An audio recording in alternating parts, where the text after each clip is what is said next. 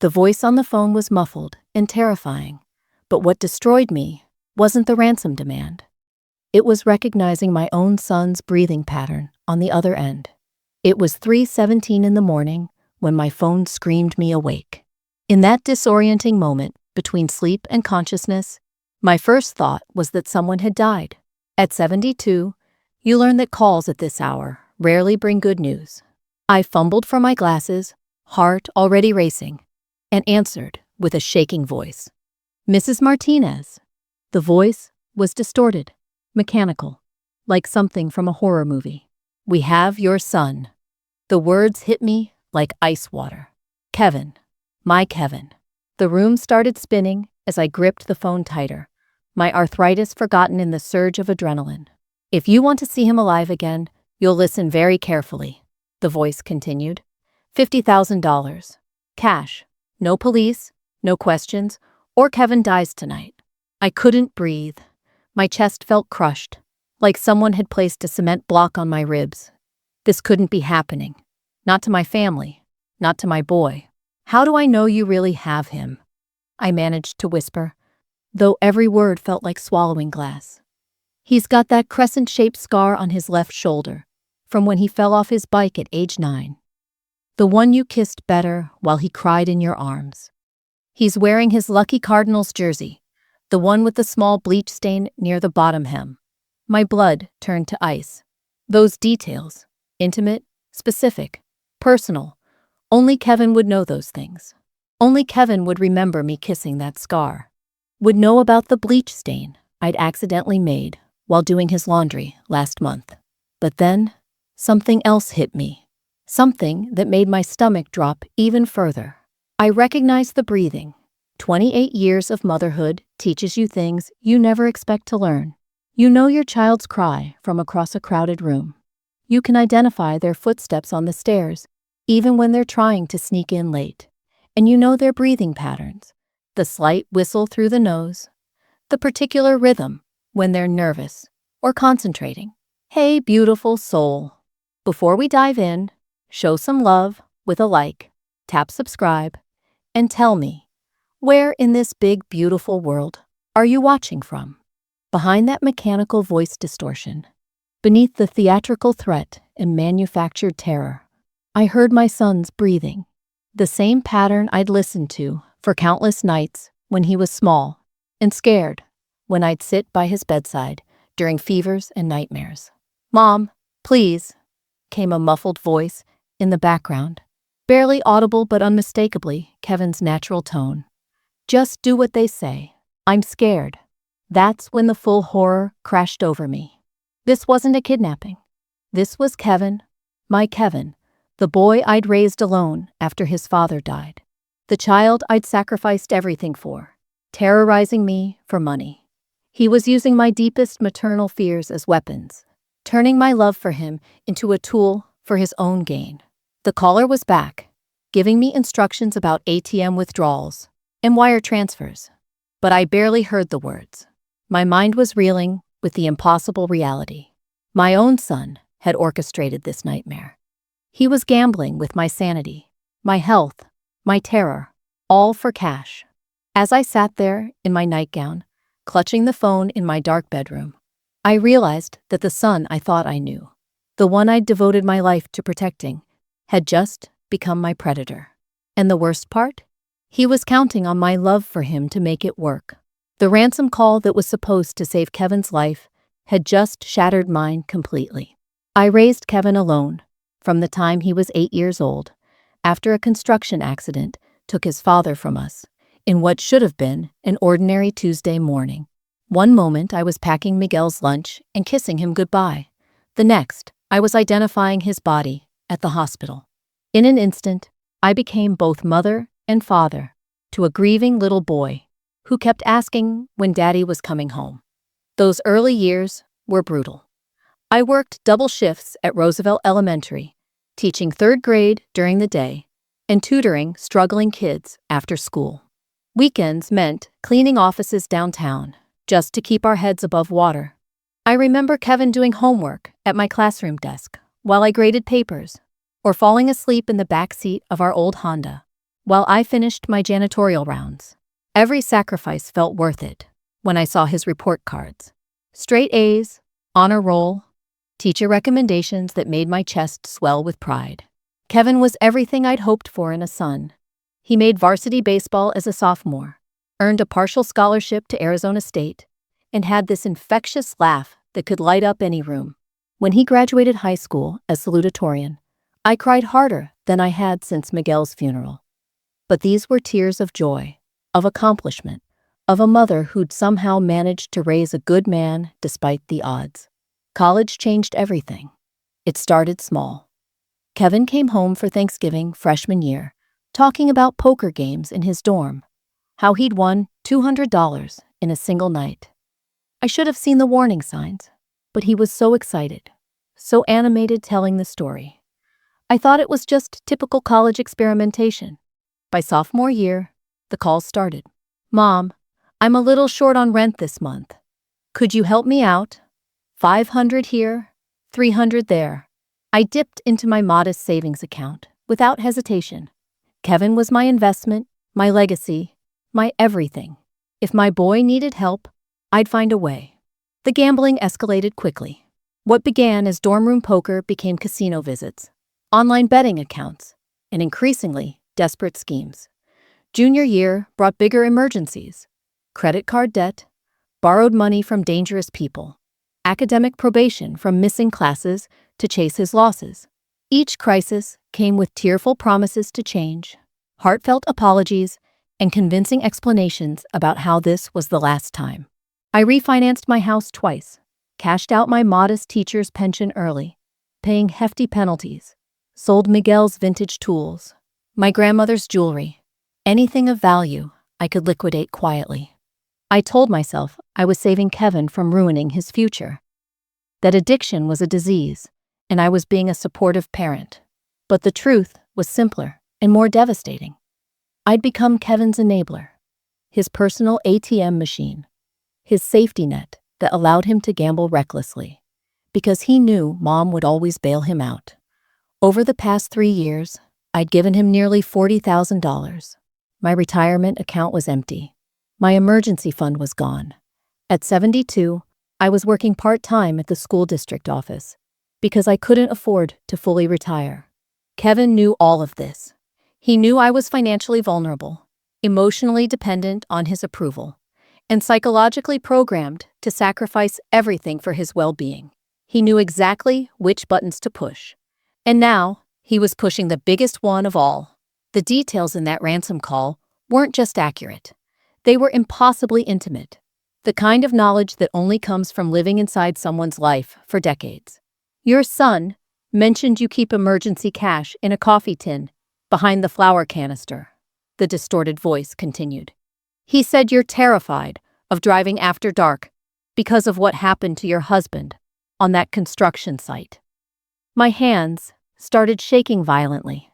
That coffee tin was my secret, an old Folgers container where I stashed small bills for true emergencies, hidden in the back corner of my pantry behind the baking supplies. I'd never told another soul about that hiding spot, not even my sister Carol. And my fear of night driving? That was something Kevin had observed and commented on just last week when I'd asked him to pick up groceries after sunset. But the detail that made my blood run cold was what came next. He keeps saying, "Mija, por favor." That's what his daddy used to call him, right? Your little inside family language. The phone slipped from my numb fingers. Miguel's pet name for Kevin. Mija, my little girl. Because Kevin had been such a beautiful baby that strangers always mistook him for a girl. It became our family joke, our private endearment. Miguel would ruffle Kevin's hair and call him Mija when he was being particularly sweet. After the accident, I'd continued using it during our most tender moments. Bedtime stories, scraped knees, report card celebrations. No kidnapper would know that. No stranger could fabricate that level of intimacy. I retrieved the phone with trembling hands and heard Kevin's voice in the background again, clearer this time. "Tell her about the St. Christopher medal, the one Dad wore. She'll know it's real." my heart shattered into 1,000 pieces.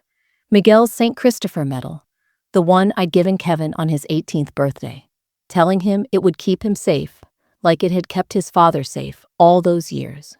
Kevin wore it every day, tucked under his shirt, close to his heart. That's when I knew, with absolute certainty, there was no kidnapper. There was no danger. There was only my son, somewhere safe and comfortable, orchestrating my terror for money. I walked to Kevin's bedroom on unsteady legs, my mind still rejecting what my heart already knew. His bed was made, unusual for him. His car keys were missing from the ceramic dish where he always left them. And there, crumpled in his wastebasket, was a fake beard from a costume shop, still tagged with the price sticker. Returning to the phone, I heard the mechanical voice giving me detailed instructions. Drive to the Wells Fargo on Central Avenue. Use the ATM. Withdraw the maximum daily limit. Then transfer the rest through the online banking system. You have 1 hour, or Kevin starts losing fingers. The cruelty was breathtaking. Kevin knew I had severe anxiety about driving at night. He knew that ATM terrified me because I'd been mugged there 2 years ago. He was deliberately choosing the most traumatic scenario possible, maximizing my psychological distress to ensure compliance. As I stood in my hallway, clutching the phone and staring at that fake beard, I realized Kevin hadn't just betrayed my trust. He'd weaponized my love. Every maternal instinct, every protective impulse, every sleepless night I'd spent worrying about his safety was now being used as ammunition against me. My son had turned my devotion into my destruction. I hung up the phone and collapsed into my kitchen chair, staring at the wall clock as it ticked past 4 a.m. The silence felt deafening after that horrific call, broken only by the hum of my refrigerator and the sound of my own ragged breathing. My hands wouldn't stop shaking, and I kept replaying every word, every inflection, desperately hoping I'd been wrong about recognizing Kevin's breathing pattern. But I wasn't wrong. 28 years of motherhood had trained my ears too well. I found myself walking through the house like a ghost, stopping at every family photo that lined the hallway. Here was Kevin, at age 10, gap-toothed and grinning after losing his first tooth. There he was at high school graduation, arm around my shoulders, both of us beaming with pride. Christmas morning 2 years ago, Kevin wearing that same Cardinals jersey he'd apparently chosen as a prop for tonight's performance. Each image felt like a lie now. Had he been planning this even then? When he hugged me in that graduation photo, was he already calculating how much money he could extract from his aging mother? I sat at my kitchen table and spread out years of bank statements, credit card bills, and loan documents, a paper trail of my son's destruction. $43,000 over 3 years, not including the refinanced mortgage or the cashed-out pension. I'd been so focused on each individual crisis that I'd never calculated the total damage until now. The pattern was sickeningly clear. Every emergency had been perfectly timed. Right before rent was due, just after I'd received a tax refund, always when I had just enough available credit to help. Kevin had been studying my finances like a predator studies prey, striking when I was most vulnerable and most able to pay. I remembered the conversation we'd had just last month, when I'd mentioned feeling financially stressed. Kevin had hugged me tight and said, "Don't worry, Mom.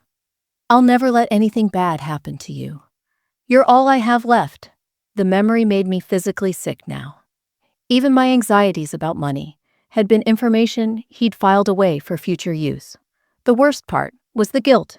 What kind of mother raises a child capable of this level of cruelty? Where had I gone wrong? I'd given him everything. My time, my money, my entire identity had been wrapped up in being Kevin's mother. I'd worked myself to exhaustion, sacrificed my social life, my romantic relationships, my financial security, all to give him the best possible life. And this was my reward: terror, manipulation, psychological torture disguised as a kidnapping. I found myself crying at that kitchen table, not the dramatic sobs you see in movies, but the quiet, soul-deep weeping of someone whose entire world has just collapsed.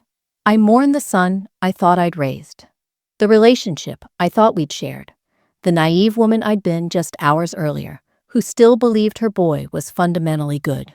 Dawn was breaking through my kitchen window, painting everything in soft pink light. In a few hours, neighbors would be starting their normal days, drinking coffee, reading newspapers, completely unaware that the woman next door had just discovered her greatest fear wasn't losing her son. It was realizing who he'd become. Instead of heading to that ATM like a terrified, compliant victim, I did something Kevin never expected. I called the police. My hands trembled as I dialed 911. But my voice was steady when I told the dispatcher, "I need to report an extortion attempt by my own son." Saying those words out loud felt like swallowing broken glass. But they were true, and the truth had power Kevin hadn't counted on. Detective Sarah Chen arrived within 20 minutes, a composed woman in her 40s, who listened to my story without judgment. "Mrs. Martinez," she said gently, "I know this is devastating, but you've done the right thing. Let's gather evidence while we can." That's when I remembered Kevin's laptop. He'd been using my kitchen table as his workspace for weeks, claiming he was job hunting online. The laptop was still there, closed, but not shut down, password protected, but with his browser still logged into multiple accounts. Kevin had grown careless in his comfort, never imagining his own mother would become his investigator. Detective Chen called for a tech specialist, but even I could see the damaging evidence displayed across multiple browser tabs. Kevin's search history from the past 2 weeks read like a criminal's instruction manual. Voice-changing apps for phone calls, how kidnapping ransoms work, best ways to demand untraceable money transfers, and most chilling of all, psychological tactics to maximize fear in elderly victims. But the real treasure trove was his text messages, still open in a browser-based messaging app. Conversation after conversation with his girlfriend Brittany, planning what they callously referred to as Operation Payday. "The old lady keeps emergency cash in the kitchen somewhere," Kevin had texted 3 days ago. "I'll find it when she's at her doctor appointment." Brittany's response made my stomach turn. "You sure she won't have a heart attack? We don't want to actually kill her, LOL. Nah, she's tougher than she looks. Besides, if something happens, I inherit everything anyway." Reading those words felt like being stabbed. My son was discussing my potential death with casual indifference, treating my demise as a backup plan for financial gain. The conversation threads revealed weeks of preparation. They'd researched my daily routines, my banking habits, even my phobias. Kevin had documented my fear of night driving and my anxiety about that particular ATM. They'd practiced the script, with Brittany playing different roles to help Kevin perfect his performance. Most damaging of all was a voice memo Kevin had sent to Brittany, a practice run of his ransom call, complete with the mechanical voice distortion and scripted threats. His natural voice was clearly audible underneath the electronic filter. Detective Chen photographed everything while the tech specialist created forensic copies of the digital evidence. "Mrs. Martinez, this is enough for multiple felony charges," she explained. "Extortion, elder abuse, fraud, and conspiracy. Your son has basically documented his own crimes." I stared at the screen showing Kevin's casual discussion of my potential death and felt something shift inside me. The grief was still there, but it was hardening into something else. Resolve. My son had underestimated the woman who'd raised him alone, who'd worked 3 jobs to keep him fed and housed, who'd survived widowhood and financial hardship and every challenge life had thrown at us. Kevin thought he was targeting a helpless old lady. Instead, he'd awakened a mother who finally understood that love without accountability isn't love at all. It's enabling destruction. Detective Chen leaned forward across my kitchen table, her expression serious but reassuring. "Mrs. Martinez, we have enough evidence to arrest Kevin right now. But if you're willing to help us, We can build an even stronger case and potentially uncover if there are other victims. The thought of other elderly people suffering what I just endured made my decision easy. What do you need me to do? We want you to play along with his demands, she explained. We'll trace his location while you maintain contact. Can you handle that emotionally? I looked at those text messages, still glowing on Kevin's laptop screen. My son, joking about my death, calculating my worth like livestock at auction. Something had crystallized inside me during those dark hours before dawn. This wasn't just about Kevin anymore. This was about protecting other mothers, other families from this kind of devastation. I can handle it, I said, surprised by the steadiness in my own voice. The next few hours transformed my quiet suburban home into a command center. Tech specialists installed recording equipment on my phone, while Detective Chen coached me on what to say and how to respond. The hardest part was learning to separate my maternal instincts from my role as an undercover cooperator. Remember, Mrs. Martinez, Detective Chen reminded me, Kevin is counting on your emotional response. He's programmed you to panic and comply when he's in perceived danger. But you know he's safe now. You're in control. We rehearsed different scenarios. What if Kevin became suspicious? What if he changed the demands? What if he threatened to hurt himself? Each possibility felt like a knife twist, but I forced myself to think strategically rather than emotionally. The most difficult moment came when Detective Chen asked, "Are you prepared for the possibility that Kevin will go to prison for this?" I stared out my kitchen window at the small garden Miguel and I had planted 20 years ago, now maintained through decades of my solitary care. Detective, I've spent 3 years watching my son destroy himself with gambling. I've enabled his addiction by constantly bailing him out, thinking I was saving him. But tonight showed me the truth. I wasn't saving Kevin. I was creating a monster. I turned back to face her directly. If Kevin goes to prison, maybe that's what it takes to save him from himself. And if it prevents him from doing this to someone else's mother, then I can live with that choice. The words felt foreign in my mouth, but they were true. For the first time in years, I was thinking like a responsible adult rather than a guilt-ridden enabler. It was time to teach my son that actions have consequences, even when, especially when, your victim loves you unconditionally. When Kevin called back 6 hours later, I was ready for him. "Mom, did you get the money?" His voice was still mechanically distorted, but now I could hear something else underneath, impatience, maybe even excitement. He thought he'd won. "I'm scared, Kevin," I said, letting my voice tremble naturally. I'm scared for Kevin. This is so much money." Detective Chen sat beside me, monitoring the trace equipment as our tech specialist tracked the call in real time. On her notepad, she wrote, "Las Vegas area, still narrowing location. Just do what we told you," the disguised voice continued. "Drive to the ATM, withdraw everything, transfer the rest online. You want to see your son alive, don't you?" The casual cruelty in those words, delivered in my own son's voice, gave me strength I didn't know I possessed. Yes, I'm going now. Please don't hurt him." "Good. Call this number when it's done." The line went dead.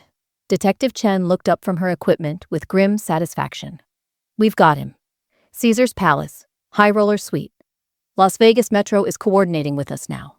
While I'd been playing the terrified mother on the phone, Kevin had been living it up in one of the most expensive hotel suites in Vegas, apparently celebrating his successful business venture with Brittany.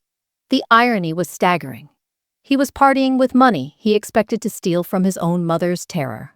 "The Las Vegas team has eyes on the suite," Detective Chen reported, listening to her earpiece. "Kevin Martinez and female companion, mid-20s, blonde hair. They're at the casino's high-limit blackjack table. My son was gambling with advance money from his other schemes, while I sat in my kitchen, supposedly racing to an ATM in panic.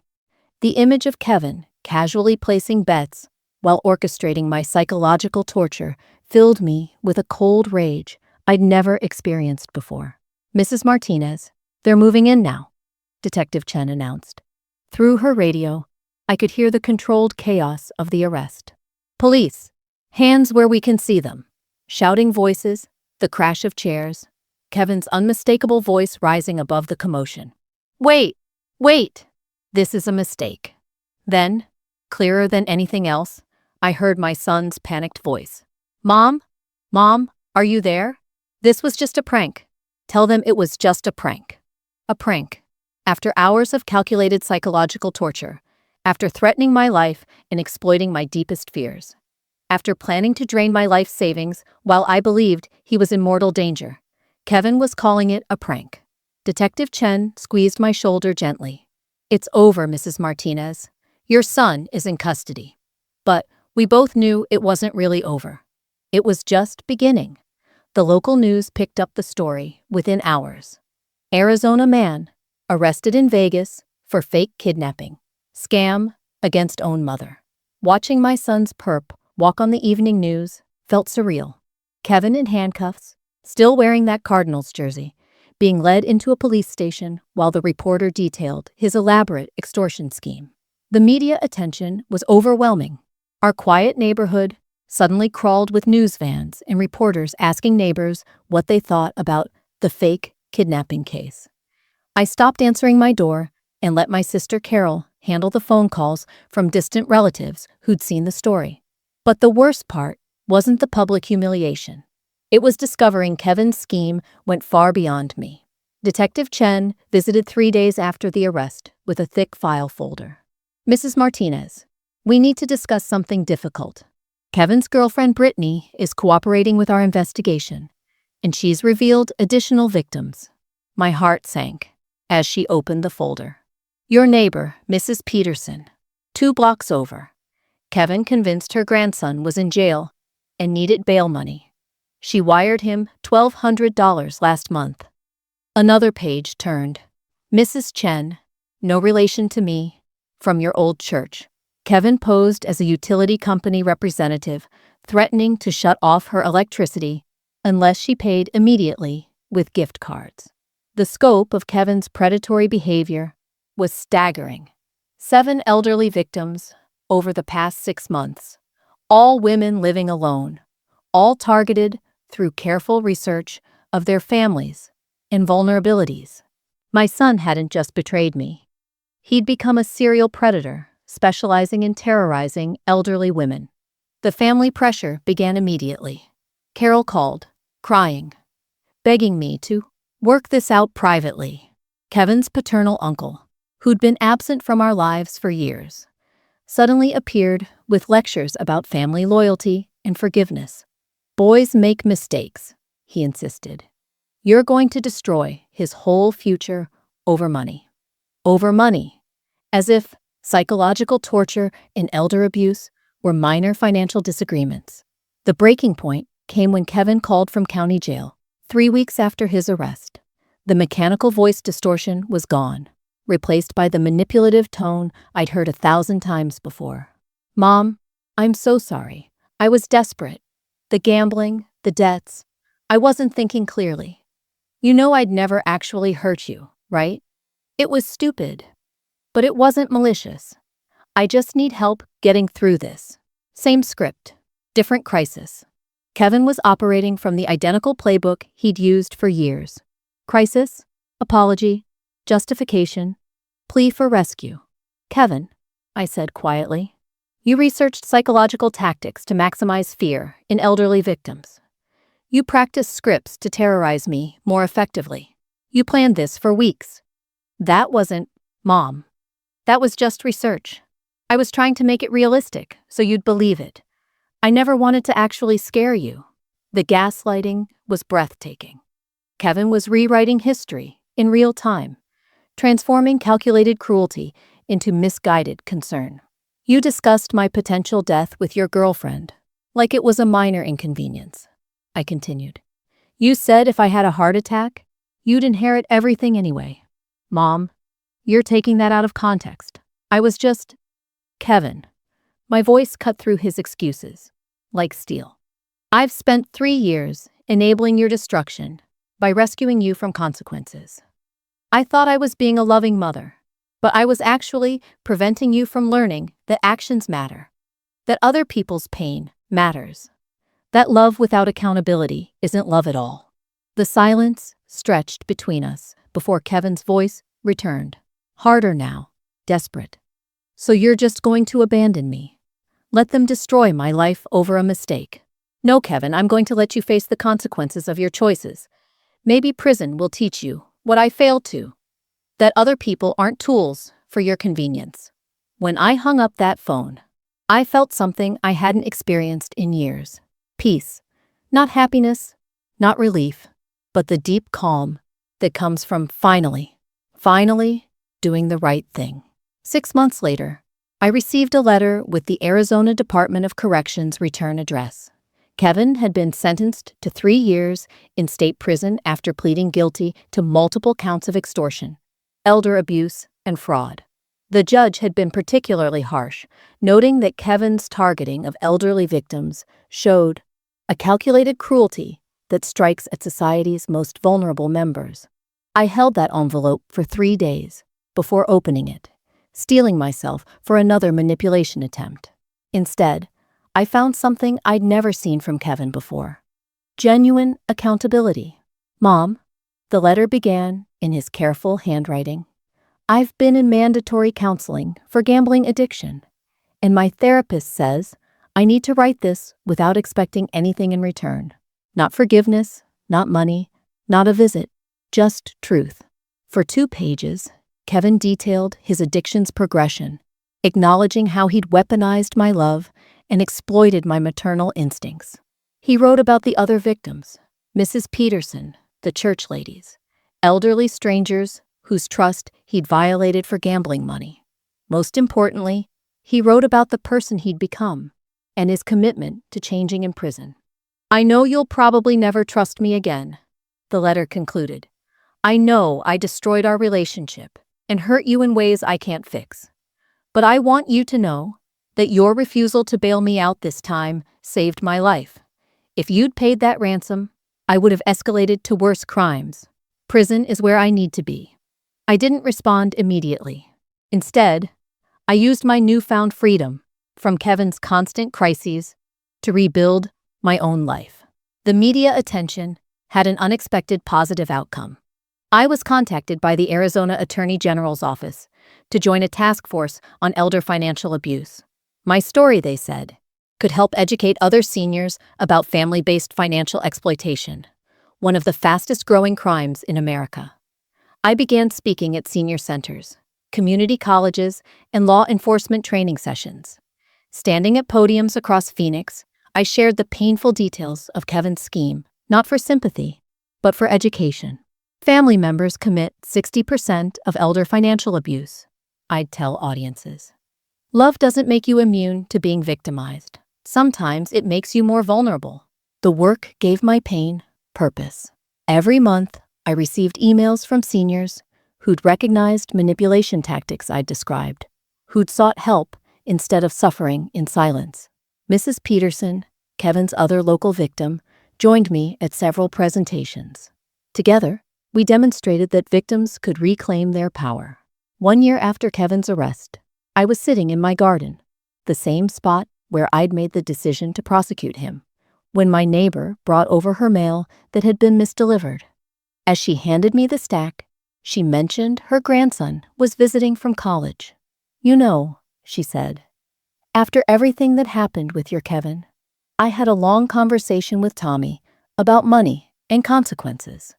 Thank you for being brave enough to tell your story publicly. It's helped more families than you know." That evening, I finally wrote back to Kevin. Not a long letter, just a short note acknowledging his growth and telling him I was proud of the man he was working to become. I didn't promise visits or money or a restored relationship, but I offered something more valuable: the possibility that someday, if he continued this path of genuine change, we might rebuild something honest between us. For the first time in years, I felt like I was truly protecting my son, not from consequences, but from the woman who'd enabled his destruction through misguided love.